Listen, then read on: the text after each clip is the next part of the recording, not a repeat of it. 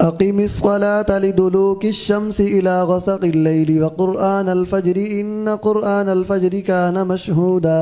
آپ نماز قائم کریں سورج ڈھلنے کے وقت رات کی تاریکی تک، اور فجر کی نماز، بے شک فجر کی نماز میں فرشتے حاضر ہوتے ہیں۔ نماز قائم کیجئے سورج ڈھلنے سے غسق لیل تک، رات چھانے تک، اور صبح کا قرآن۔ بظاہر ان 3 اوقات کا تذکرہ ہے، لیکن اگر ان پر غور کیا جائے تو پوری ڈیٹیل مل جاتی ہے، اور ساتھ حدیثیں رکھی جائیں تو لطف آ جاتا ہے۔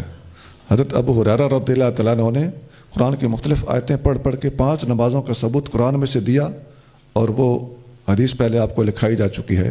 یہ حدیث میں صرف حوالہ دے دیتا ہوں، شرح معانی الآثار، اسے طحاوی شریف کہا جاتا ہے، حدیث نمبر 1013 1013۔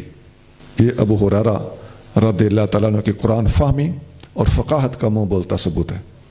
حضرت ابو ہریرہ ہی روایت کرتے ہیں کہ نبی کریم رؤوف الرحیم صلی اللہ علیہ وسلم ارشاد فرمایا، اکیلے آدمی کی نماز پر باجماعت نماز 25 گنا زیادہ ثواب رکھتی ہے، اور رات کے فرشتے اور دن کے فرشتے صبح کی نماز میں سارے اکٹھے ہو جاتے ہیں۔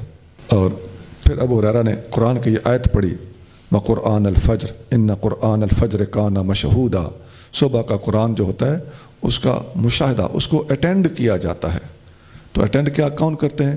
رات کے فرشتے اور دن کے فرشتے۔ دن کے فرشتے آتے ہیں اور رات کے فرشتوں نے واپس جانا ہوتا ہے، تو دونوں کا آمنا سامنا ملاقات اور اجتماع صبح کی نماز میں ہوتا ہے۔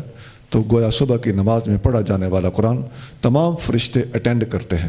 بخاری 4717 4717۔